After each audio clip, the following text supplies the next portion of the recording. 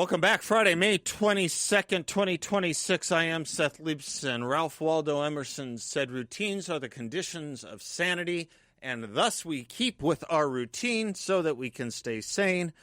By having George Khalaf join us as we close out the week. George is a political consultant. He is a political pollster, polling expert, numbers expert, and he is also himself a political participant. He is running for the State House of Representatives in Arizona Legislative District 3. You can help his candidacy out by going to georgekhalaf.com.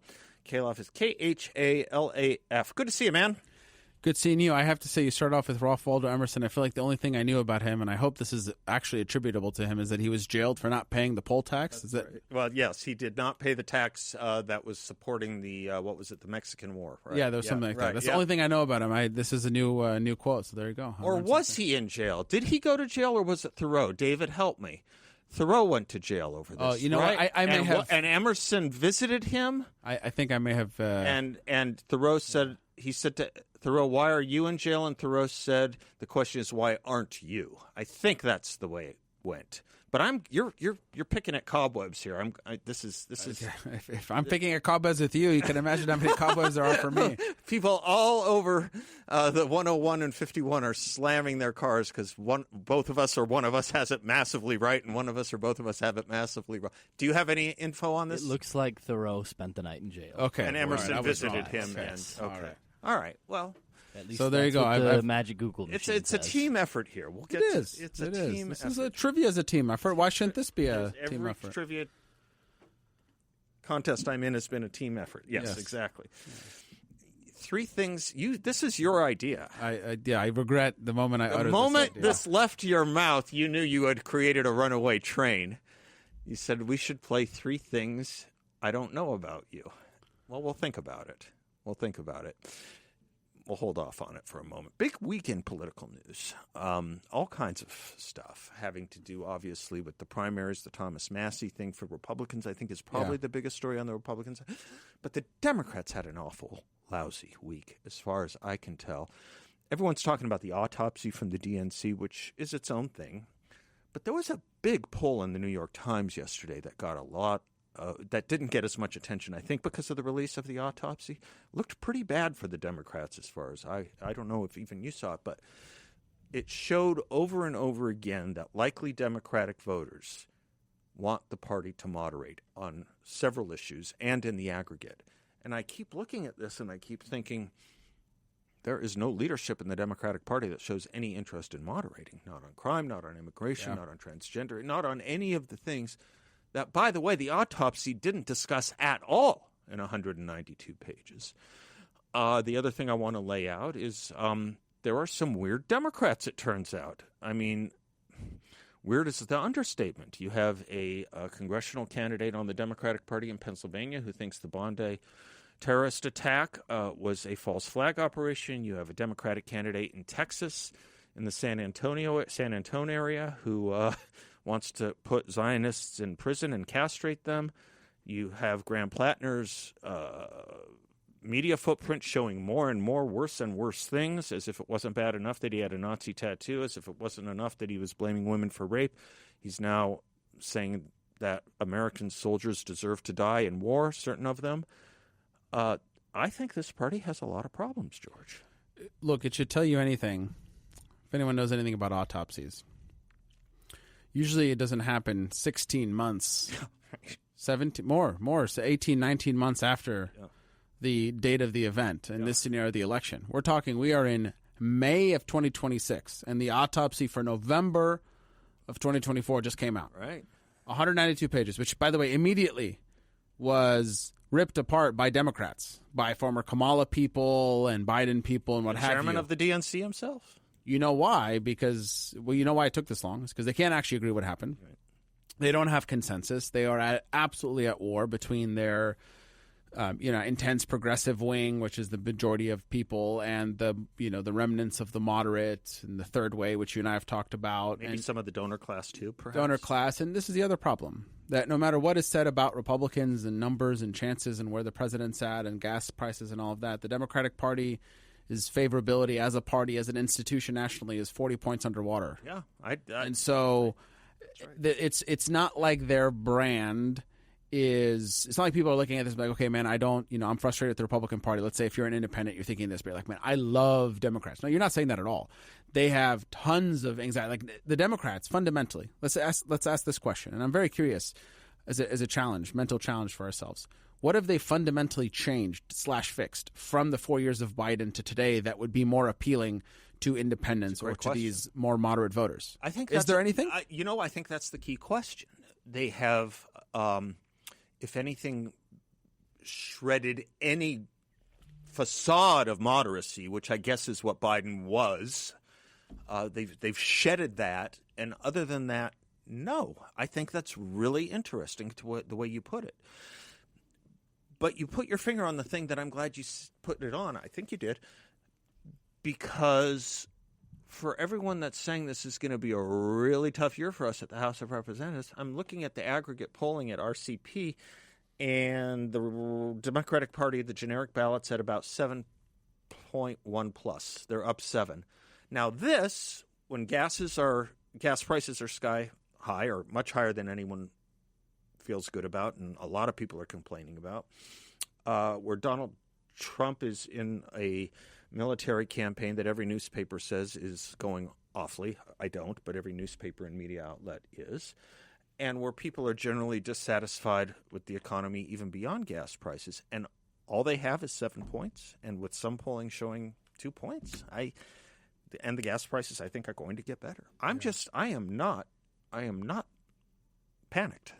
No, and nobody should be panicked because, again, we say this all the time. I feel like I sound like a broken record. What the Democrats are selling, people don't want to buy. Yeah, right. There are some people that maybe, I'm not saying for me, there may be some people that look at it and be like, man, I may be forced to buy it because I am so frustrated with Republicans because of these things that we've been talking about, especially around affordability or what's happening foreign policy-wise, things like that. But in general, people don't want to buy what the Democratic Party is selling. No. And there are some candidates here and there that are more moderate on average, but in general, they are exceptionally progressive. I mean, I watched a video montage this week that I'm sure you saw that was going around on social media that has Democrats from the 90s talking about immigration policy. Yeah, sounds like Trump.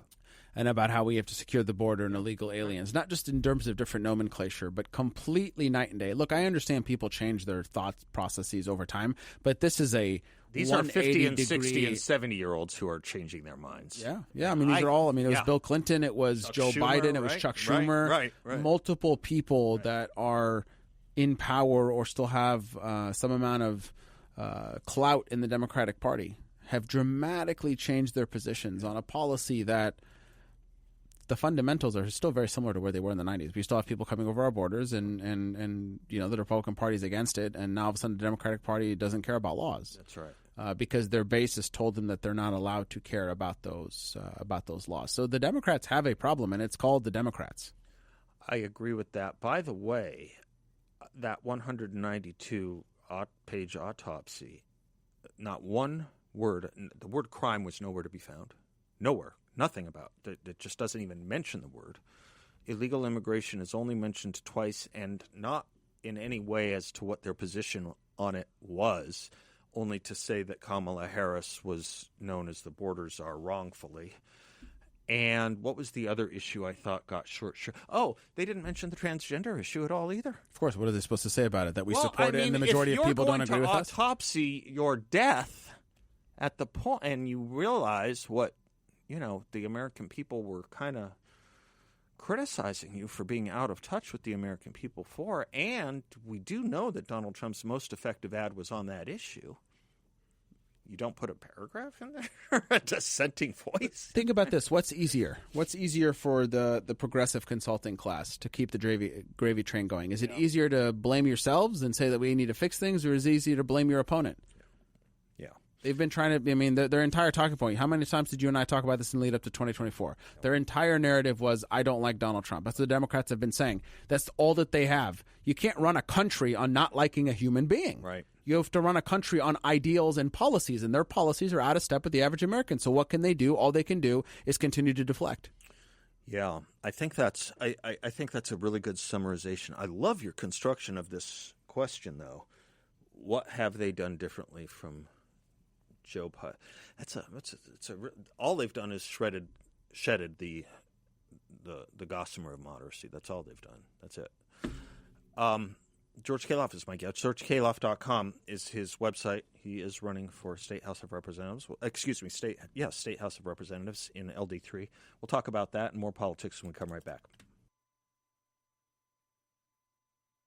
Welcome back to the Seth Leibsohn Show, coming to you from the YRefi.com studios. Delighted to have George Khalaf in studio with us. David Dahl, sometimes my producer, sometimes my disc jockey, is giving us music in respect of the Memorial Day weekend. We will be commencing here in a little bit.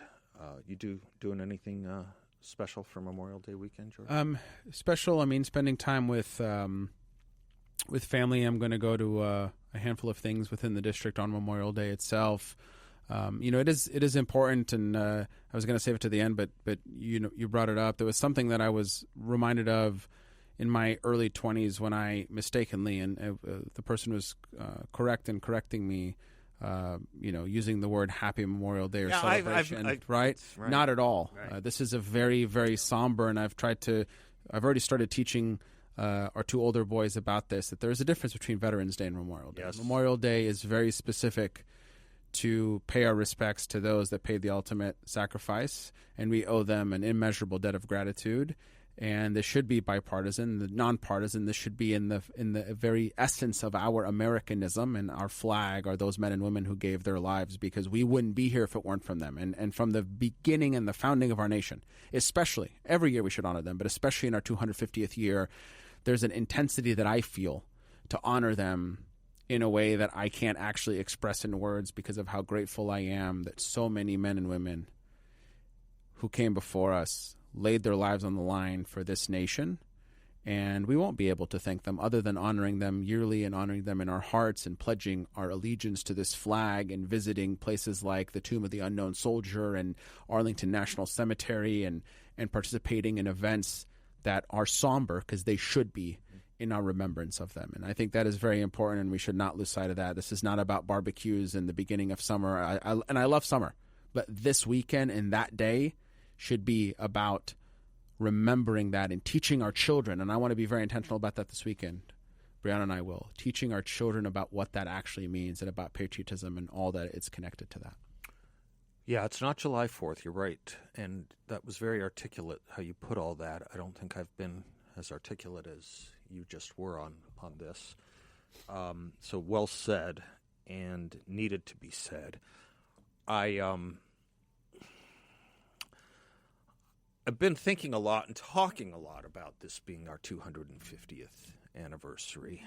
I've been thinking a lot and talking a lot about how low the level of pageantry is, given that I remember 1976. I remember our 200th anniversary, and the pageantry was everywhere.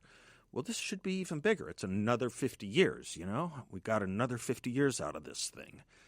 Some of our founders weren't sure we'd last 20 or 30 years. Yeah. And there is some polling that's very unhappy to me. I was going to say unsatisfied. It's unhappy to me, particularly that patriotism seems to have become partisan. You said this is not a partisan moment. This weekend is not, to be sure. But July 4th seems to be. The entire project of America at 250 seems to be. There's one poll that shows 80% of Democrats look forward to July 4th as a time to process their faults with America. That's not what one does over a birthday celebration usually. We don't invite or surprise people celebrating their birthday with a catalog and list of resentments against them. And this is a moment of hypercriticism. So let's shift back to some of that, which we were talking about in the Democratic Party, because it does rest in that party. That is a party, when I was growing up, that used to resent being questioned on their patriotism, that used to resent being questioned as to whether they were capitalists or socialists, whether they were constitutionalists or socialists or communists. They have now just very much welcomed all that into their party, haven't they, George? Whether we're talking about the mayor of New York City or the mayor of Seattle, whether we're talking about the mayor of Los Angeles or the mayor of Chicago, whether we are talking about the biggest names in the Democratic Party who affiliate with the Democratic Socialists of America, or this character Graham Plattner in Maine, who's another kind of socialist, a national socialist. This is a party that is not the party of Bill Clinton. This is a party that is certainly far, far and away not the party of John Kennedy. But I kind of got sick to my stomach over the years listening to Joe Biden say this is not your father's or grandfather's Republican Party. I thought that was just simply monumentally untrue and another form of projection. I think the Democratic Party's really far adrift from what its moorings have been in most of the 20th century. So growing up, a way that we signaled as teenagers that we cared about someone is by, quote, having their back. Mm-hmm. Having their back. Mm-hmm. And sometimes you do it at that age in a non-intelligent way. Mm-hmm. Without thinking, you jump in and you say, I have your back. Mm-hmm. Right? Mm-hmm. There's a handful of people in life that I say that outside of my family. Mm-hmm. I will say, Seth, you are one of those people. You and I think, feel that way about each other. But if someone asked us about America, and I understand it may be a weird question to ask someone. Someone said, do you have America's back? Unflinchingly, without hesitation, what's our answer? Yes. No caveats, no asterisks, no, but no, none of it. Do you have America's back? Yes. Do you pledge allegiance to this flag? Yes. Are you proud to be an American? Heck yes. All of them, unwaveringly. But if you ask the average Democrat and the progressive those questions, no chance they can give you. If they give you a straight answer, they're going to say no, or more likely, they're going to give you this caveat and stuff because you know what? It is true. It's not just anecdotal. You go out on the campaign trail, you're out and about, people that wear American flags, people that wear things about law enforcement, people that fly our flag, our nation's flag. 9 times out of 10, 8.5 times out of 10, they are conservative. We are proud to be Americans. And even though sometimes they don't want to affiliate with politics, you can see it. They don't want to affiliate because they don't like politics, but they are freaking proud to be Americans. And again, and I've shared this on the show a million times, as an immigrant, as someone who legally came here 30 years ago, this time, 30 years ago, May of 1996, okay, there is nobody who's more proud to be an American than me, my parents, and so many of the immigrants I know. I have, people passionately, because they all know I'm in politics, call me up and they talk to me about how frustrated they are that there are people in this nation that are not proud to be Americans because they understand how difficult it is to be from anywhere else. Right? Let that sink in. It is immensely difficult to be from many other parts of the world. Life is just difficult, as beautiful some of those places may be. It is amazing to be an American, and every day this year, we should be doing something in our immediate families or outward expression or on a daily basis to show that pride, to be able to lift up that number and make it clear. Patriotism is not political. I love that. I love the passion. I'm a little worried about the fact that you reminded me that 1996 was 30 years ago. That's frightening to contemplate, so I was stuck on that for a half a moment. But, even if it's just picking up a good history book about America and teaching your child a little bit about this country, because they're not going to get it in our schools these days. Not most. There are some, but not most. George Khalaf is my guest. 3 things you don't know about George. 3 things you don't know about David. I think you know most everything there is to know about me, but we'll find out. We'll talk about that when we come back. With the summer heat coming, I want you to know that you don't have to be caught unprepared for it. I want you to know about Klein Heating and Cooling. Klein Heating and Cooling has all your solutions, flat rate pricing, no surprise upcharges. They will proudly install HVAC units from Trained, Rude, Carrier, others. They will service all makes, all sizes. They will do residential. They will do commercial. There is no job too big or too small for Klein Heating and Cooling. Check them out online, kleinheatingcooling.com. Klein is spelled K-L-E-I-N. kleinheatingcooling.com. There are some of those songs that just really stop you. George Khalaf is my guest. We'll talk more politics and maybe more fun, too, in a little bit, just because we need a little lift. But tell me about how your race for the House of Representatives in our LD3 is going. It's been going great. Yesterday marked 2 months until the July 21st election day. It is right around the corner. In 2 days, on Sunday, will mark a month until, for those that vote early ballots go out in the mail. I myself vote on election day, so I'm excited for that on July 21st. So, Seth, we've already been going, go. It's even more so now.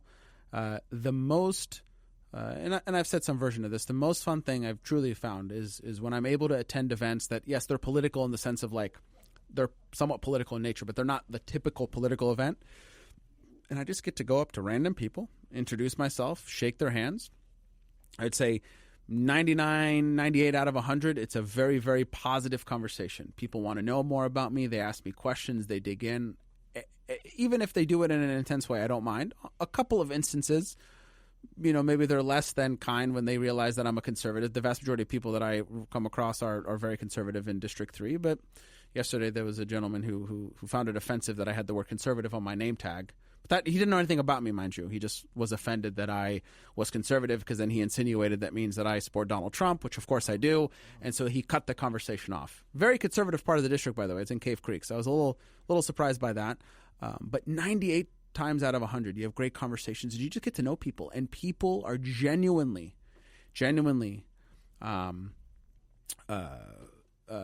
not surprised, but they are positive that they get to interact with someone who's running for office for the state legislature. They often have not gotten a chance to, or they can't remember the last time that they have. And I tell them and make it clear that they have my number now. It's on the palm card. I love your candidacy just because of how you're doing it. People talk about retail politics, but you are leaving it all on the field. I mean, I have never seen someone work as hard for an office. Every day. The best compliment I could get as a candidate, or any candidate can get, is, man, you are everywhere. Yeah. Yes, exactly. Yeah, you exactly. Really are. Because I want to be everywhere. I want to be. And when they say that, You've been into the studio twice today. I know. I'm putting in the work. Part, AM, PM. But Seth, I enjoy it. I've also tried to be very careful when someone asks me, oh, are you liking it, or it must be tough, or something like some variation of that. And I want to be very careful, because sometimes in our kind of just commentary, people either just say, oh, things are good, or you brush past things, or to fit some sort of stereotype, you're like, oh yeah, it's really tough. I mean, it's hard. Don't get me wrong. I'm away from my family. It's a sacrifice. But Seth, I am blessed to be able to do this. I know you are, because I see your wife at these events, and she has this huge smile on her face all the time. I know she's in it with you to win it too. And that is, frankly, that is really it's the most fun part. We really genuinely are doing this together. Well, you're a consultant too, and I know that you consultants, when a client comes to you, or a prospective client says they want to run for office, I think one of the first questions, if not the first, you ask is, "Where's your spouse on this?" Of course, because if they're not on board, it's going to not go well. And then look, we of course have opportunities. Like tonight, we're going to go on a date. We're really excited on a newer-ish restaurant. It's restaurant week still and all that. So I mean, we have to have fun. We're doing family things this weekend. And again, we talked about it's Memorial Day weekend, but we're in it. I mean, when I was like, I reminded her, we're 2 months out, and it feels like yesterday the campaign happened, right? So it's not like every day feels like a trudge. And so no, we are blessed. It's going well, and you just feel the momentum, right? You feel things we're inching there. We're getting closer and closer. You feel the momentum, and again, I'm ready for Election Day, and I'm ready to get to work. Yeah, well, you're going to be a huge credit to our state house, to our state legislature. You really are, George. You're a cut above, and maybe 10 cuts above. And when you told me you were planning to run, it surprised me, and it delighted me. And I think we can say that of our audience as well. So if you want to help get this very fine human being into the State House of Representatives, GeorgeKhalaf.com, Khalaf. His character, as well as his conservatism, are integral and intact. We'll be right back.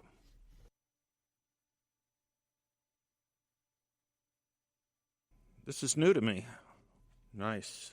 Good call. It's a deep cut, huh? Merle Haggard, Yeah. America First. Yeah, good work. America First by Merle Haggard. Welcome back to the Seth Leibsohn Show. George Khalaf is my guest. We'll have a little fun in a second, and maybe this is a segue to it. You and I were talking about the tribulations of the Democratic Party. I just got an email. It's maybe the 10th email from a liberal publication, in this case the New Yorker, lamenting, crying, mourning over the end of the Stephen Colbert show. And have you watched some of this stuff? These encomiums from the folks at CNN, including Anderson Cooper, to the ladies at the. It's another symbol, I think, of where the Democratic Party is. You would have thought JFK was shot or Elvis died, the way they're talking about this thing. This thing that clearly just wasn't popular. A $40 million loss a year, except with, I suppose, the elite of the elites that constitute the New Yorker and CNN and The View, I guess. I mean, the last time I watched a Stephen Colbert clip, honestly, I think I was in senior year of high school, if not freshman in college. I mean, it's been a long time since he's been funny. Yeah. And you could kind of tell his politics. Let's not pretend. But he was equal opportunity at that point. Once upon a time. He stopped being so. So, look, only the Democrats would get surprised that there's a product that's being sold that's an absolute garbage product that nobody wants to buy, that is costing the company who's selling it money. And then they're like, man, I'm heartbroken that we're not selling it anymore. Like, in what world is this, in what world is Stephen Colbert going to continue? He has no audience. He's not funny. I mean, there's no depth there. The experiment failed. And frankly, there's now plenty of comedians that are actually wholesome, or you could tell are, even if they're not conservative politically, but they're just normal humans who make comedy normal, right? Like we got to make, we want to make blank great again. We frankly, after Colbert and some of these others, Jimmy Kimmel, we need to make comedy great again. Right? We need to make humor great again. And we've got plenty of comedians. So why would they keep fronting that loss? It's just wild. Democrats have no sense of where the average person is. Sincerely, they really don't know where a normal human actually thinks about issues. No, I know. And the way they are treating his exit as if it is the loss of a huge, as if it's the loss of a huge part of their or a titan of our time. Yes, that very thing, that this is what the Democratic Party is. It's Stephen Colbert. That's why the party is a joke. Okay, that segues into something you said that I thought it might be fun. It is a Friday. It's been a heavy day. You saw my trumpet laying on one of my trumpets laying out. You want to know something about that trumpet? It's an interesting trumpet. It was sent to me by a listener who, I talk a lot about trumpet on this show because you didn't know I was a trumpet player. I was once. But I'd bring out the trumpet every Memorial Day to play taps in my last segment, and I'll do that next hour. So you didn't know, but a listener sent me that. And a guy named Ross Wagner, who also wrote a funny theme song for the show, too. Not a funny one, but a fun one. And it just means a lot to me, that horn, that a listener sent it to me. It's probably about 45 or 50 years old. Wow. 60 maybe. It's an old horn. I have a lot of good horns. But that's the one I wanted to bring in today to play taps. So you didn't know that about me. You didn't know I played trumpet. What else do you not know about me? 3 things. I'd ask you and David. If it helps, you can talk about concerts that you've gone to that people should know, or movies that you love that people should know. But what do people not know about you, George? What are 3 things people don't know? Probably don't know. I'm not, at this point in my life, I'm not very... You're pretty exposed. Yeah, I am, but I'm also not very... because of that, I'm not very musically inclined, but I did play saxophone for a number of years when I was younger. All right. But I gave it up because out of a desire, I viewed it as not cool, and so I went into high school and I dropped it. I used to be, also to continue this nerdy theme, I used to be a very well-ranked chess player when I was younger. Did not know that about you. And I also, that one I really shouldn't have. I still enjoy playing chess, but not at the level. I mean, I really was, I was very good, especially for my age range. When I was younger, I traveled the state playing in chess tournaments. And we spent most of our... I'm not surprised. Most of our weekends playing chess tournaments. Not surprised.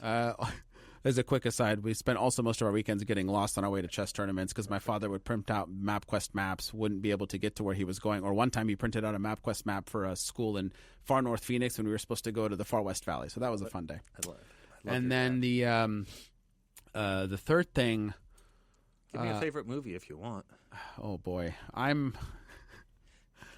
Look, my movies either range from very, very typical action movies to very like a romantic comedy type movies. I'm like a very wide range there. Right. If you so we need this third thing, though. We need a third thing that we don't know about you. We have chess.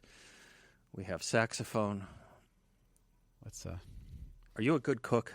I do. Okay, yeah, I didn't know do. that. I do enjoy to Never cook. invited me over. Usually, I resentment. Okay, that is true. One of my favorite things. I do cook. I like cooking a lot of Italian food, and so I especially like to cook different variations of meatballs. And so I love meatballs meatballs. with different seasonings and more taco, more Italian, like every George, variation. I like dinner. All right, there you go. David, 3 things people don't know about you. Oh, let's see. You're pretty exposed too. Yes, I feel like our listening audience, and I would hope that they know some things about me, those things that I hold most important to me. When I was 4 or 5 years old, I knocked out my front 2 teeth and went around for years without my front 2 teeth. Did not know that. Yes, it was a scooter. Okay. Hit the handlebars on the teeth and went for years until I was 8 or 9 years old without 2 front teeth. Okay.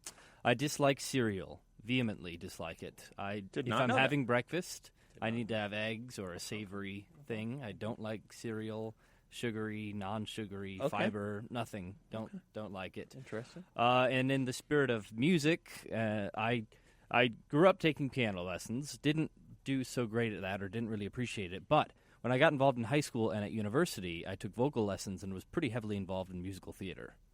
I don't know if I've discussed that on there before. No, I don't think you have. I mean, you know musical theater, Mm-hmm.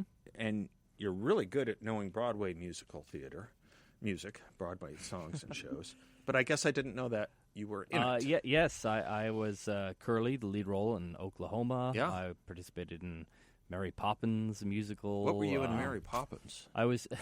Do you remember? Well, that was one of my first. So it was a smaller role. But do you remember the banker that floats in the chair and dies? Dick Van Dyke's character. Yes, who also plays. He plays all. Yeah, Yes, he plays everybody in that movie. Yeah. Yes, so I was that character. What else was I in? I was in The Music Man. Yeah. I would have been in The Mikado, but COVID stopped that. That would have been rather interesting. Wow. That's pretty good. Yeah. So, yeah, all right. Well, 3 things you know more about David and 3 things you know more about George.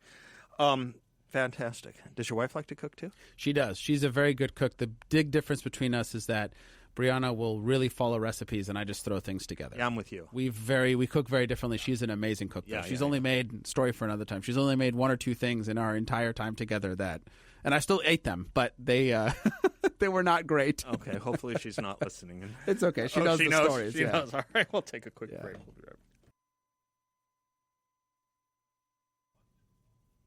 It's such a good song. Good call.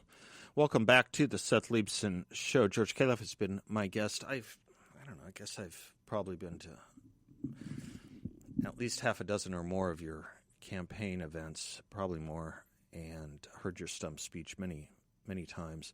As someone who just studies rhetoric has studied rhetoric for the better part of 40 years or so, I have to tell you, it's just such a very good stump speech. And I thought maybe just given everything you were saying earlier in the show about Memorial Day, might you say a few words about your candidacy and integrate some of the thoughts? Because, God, that is what it's all about for you. I'd like to think it's what it's all about for this show, but it's also what it's all about for you, George, I think. Yeah. So anyone who knows me knows I have a special place in my heart and affinity towards the Yavapai County. While I've never lived there, it's one of my favorite places in Arizona. And Brianna and I drive up there often. I go often there to speak to various groups. I've got some of my closest political friends and allies there. And there's a part in the trip where you kind of turn around the bend, but in the distance you just see this majestic American flag. I believe it's at a car dealership. Just a majestic American flag, almost always waving in the wind. And almost every time, unless the rare instance when even sometimes I'm on the phone and I still will focus on it, I'm like super distracted as I'm on the phone, or I'm just like deep in thought. There's something that like I like my heart starts to race in a good way when I see this flag. When I talk about Memorial Day, when I think about and talk about our nation's 250th anniversary, when I think and talk about or talk to men and women who have laid their lives down, why I have such a strong connection with our men and women in law enforcement, all of that, what does it represent? It represents the best of what it means to be an American. America gave my family and I tremendous opportunities. And as a Christian who fled their country after a civil war, it gave us even more opportunities than we could have ever imagined. And that is my why for standing up. And what Brianna and I teach our children and what we have done in our careers, how we even met, was fighting for those who can't fight for themselves. That is the fiber and the very being and essence of what it means to be an American, and we would all be better off if not just this weekend, but as we, every day, every week at a minimum, as we march towards our 250th anniversary, we teach our children, we remind ourselves, our friend groups, we do this in our church small groups and in our workplaces, on air together, we do it all the time. Seth, you are one of the leaders in doing this in our valley. Speak about what it means to be an American so we can hand it on to the next generation, and then we can compel additional candidates to run for office, with this being core and central to their campaigns, because then we will be able to answer this question. How can I trust you? It's because I have your interests at heart. It's because America is what beats my heart. Bless you, George. I can't do better than that. George Khalaf, GeorgeKhalaf.com. We'll be right back.